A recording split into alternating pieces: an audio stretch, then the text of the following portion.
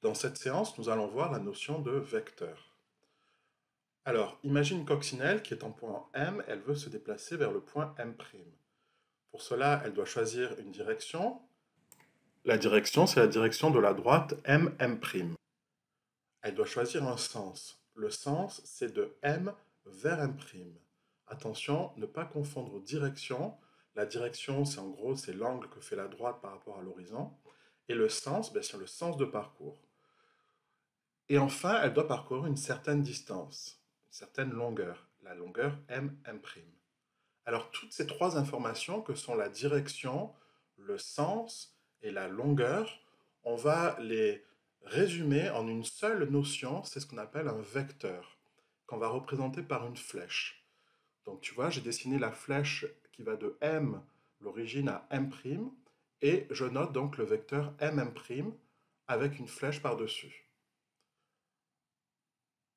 On va prendre donc ces deux points qui sont distincts du plan, M'. On va parler de translation. Translation, ça veut dire en fait le mouvement ou alors ça veut dire le déplacement. Donc la translation qui transforme M en M' est appelée translation de vecteur M'. Donc en fait, la translation me permet de passer d'un point M à un point M'.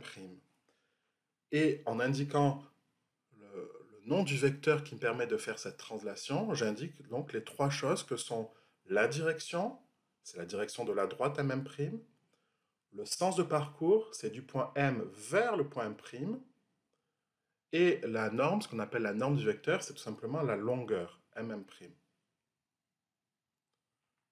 Alors effectivement, si tu veux te déplacer d'un point à un autre, tu as besoin de ces trois informations. Donc lorsque tu te déplaces, comme la coccinelle d'un point à un autre, tu as besoin de trois informations. Comme je l'ai dit, tu as besoin de la direction, du sens de parcours et de la longueur de déplacement, qu'on appelle aussi la norme du vecteur. Et ces trois informations sont en gros encapsulées, c'est-à-dire elles sont résumées en une seule information qu'on appelle le vecteur M'. On met une flèche par-dessus pour indiquer que c'est bien un vecteur et non pas une simple longueur. C'est trois informations en un, si tu préfères.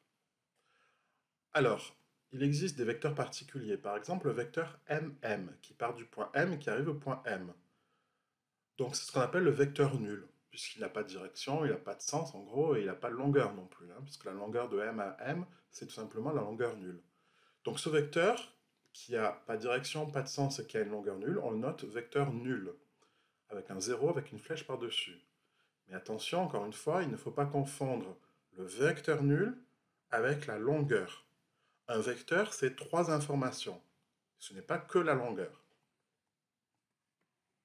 Alors ce vecteur, on ne peut pas le dessiner, puisque par définition, il n'a pas de longueur, il n'a pas de direction, il n'a pas de sens. Mais par contre, on peut en parler et on verra qu'on l'utilisera fréquemment pour faire des calculs. Un autre vecteur particulier, tout à l'heure j'ai représenté le vecteur M', mais je peux représenter aussi le vecteur opposé, ce qu'on appelle le vecteur opposé au vecteur M', c'est le vecteur qui part de M' et qui va vers M. Donc on va le noter M'. Il est représenté en vert ici. Et on va noter que M', c'est l'opposé, donc on va écrire égal moins le vecteur M', qui est lui le vecteur bleu. Alors tu vois, ces deux vecteurs, qu'est-ce qu'ils ont en commun en fait?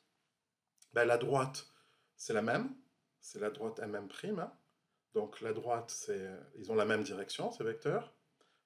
Ils ont la même longueur, ou la même norme, c'est la longueur M', mais par contre le sens de parcours est différent, d'où le symbole moins ici, qui indique que le sens n'est pas le même.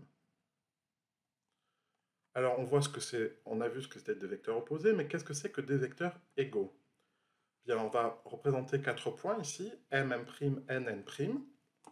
On peut dire que le vecteur M', qui est le vecteur rouge ici, égale le vecteur N', qui est l'autre vecteur rouge qui est ici. On va dire que ces deux vecteurs sont égaux. Eh bien, si et seulement si, ça équivaut à dire qu'on a un parallélogramme, c'est-à-dire que le M', N' représente un parallélogramme. Voilà la définition de deux vecteurs égaux. Donc deux vecteurs sont égaux s'ils forment, en fait, si les quatre points forment un parallélogramme. Donc sur la figure, on voit bien que le vecteur rouge M' est égal au vecteur rouge N'. En fait, c'est juste la même flèche, mais qui a été décalée, tout simplement. Alors cette flèche-là, on peut la baptiser également, on peut la baptiser flèche U ou vecteur U. Et on dira que U, le vecteur U, est égal au vecteur mm' et au vecteur nn'. Ces trois flèches étant égales, on peut écrire l'égalité vectorielle, l'égalité de vecteurs. On dit également que les vecteurs mm' et nn' sont des représentants du vecteur U. Donc en fait, un vecteur, c'est quoi? C'est une flèche, tout simplement, hein, qui a une direction, un sens, une longueur. Tu vois, c'est trois flèches qui sont représentées ici, en même direction, même sens, même longueur. Donc on dit que les vecteurs sont égaux. Alors, en voyant la notion de vecteur sur des exemples. On te dit la translation du vecteur ij. Donc on a un point i, un point j, on a une flèche entre i et j. La translation du vecteur ij transforme a en b et c en d. Et on te demande de construire les points b et c. Alors on te dit la translation de vecteur ij transforme a en b. Alors déjà, il faut savoir que la translation de vecteur ij, elle transforme i en j. C'est un déplacement suivant cette direction, ce sens et cette longueur. Donc du coup, elle va transformer A en quoi?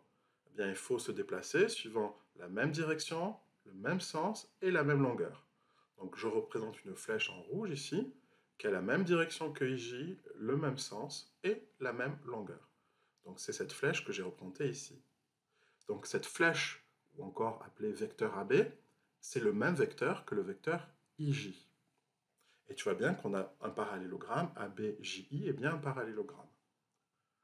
Donc on peut dire que B, c'est bien le résultat de la translation de A par le vecteur IJ, suivant le vecteur IJ.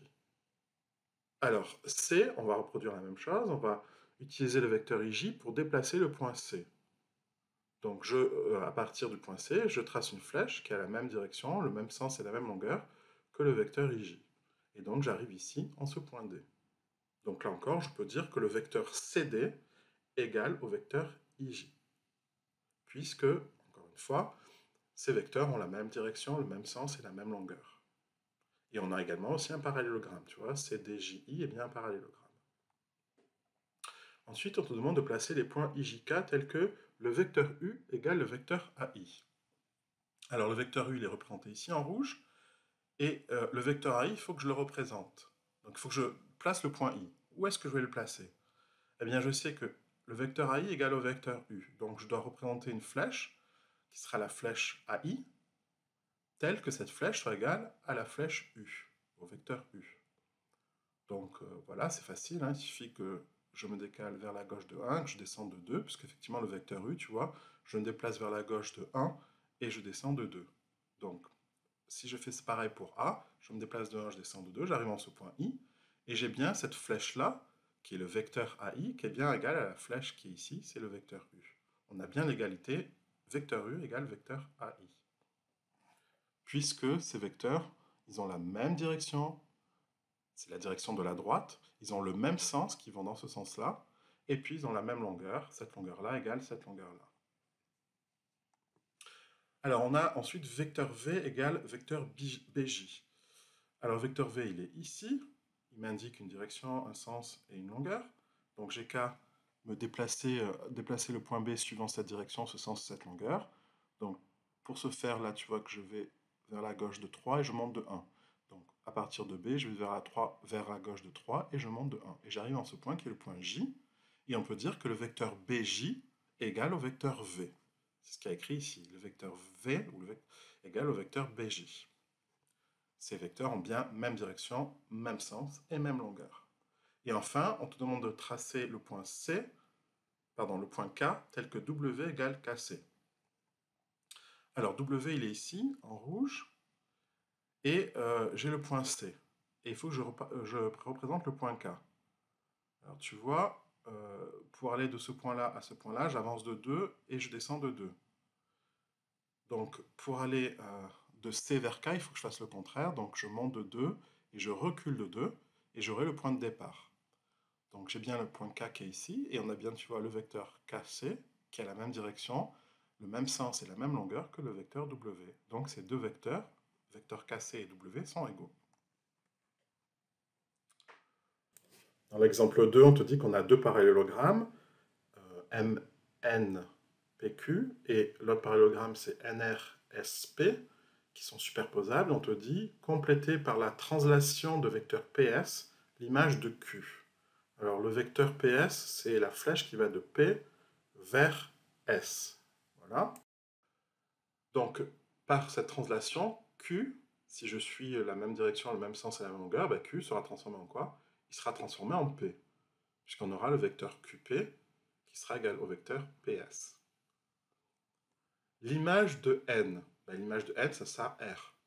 Si je suis la même direction que PS, le même sens et la même longueur que PS, ben le point N va être transformé, il va suivre un déplacement et il va aboutir en R.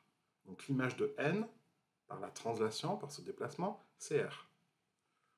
L'image de P, ben, par définition, hein, c'est S. L'image de M, ben, M va se déplacer suivant la direction et le sens et la longueur de PS. Donc l'image de M, c'est N, puisqu'on aura le vecteur Mn qui sera égal au vecteur PS. On te demande ensuite de compléter les égalités. Donc vecteur QS est égal à quoi? Ben, il est égal au vecteur MR, puisqu'effectivement, la droite QS est parallèle à la droite MR. On a le sens de Q vers S qui est le même que celui de M vers R. Et enfin, la longueur QS est aussi égale à la longueur MR. Donc les vecteurs QS et MR sont identiques. On peut écrire vecteur QS égale au vecteur MR. QN. Alors QN, c'est le vecteur qui va de Q vers N. Donc il est égal au vecteur PR. Tu vois que ces vecteurs sont identiques puisqu'ils sont parallèles. Enfin, ils ont le même sens et ils ont la même longueur. Donc ces vecteurs sont égaux. Et enfin, le vecteur NS est égal au vecteur MP, puisque la direction de NS, c'est celle-ci, c'est la même que la direction de MP. Le sens de N vers S, c'est le même que celui de M vers P, et la longueur de NS, c'est la même longueur que de M vers P. Donc ces deux vecteurs, NS et MP, sont égaux. Alors à toi maintenant de faire les exercices 3, 4 et 5.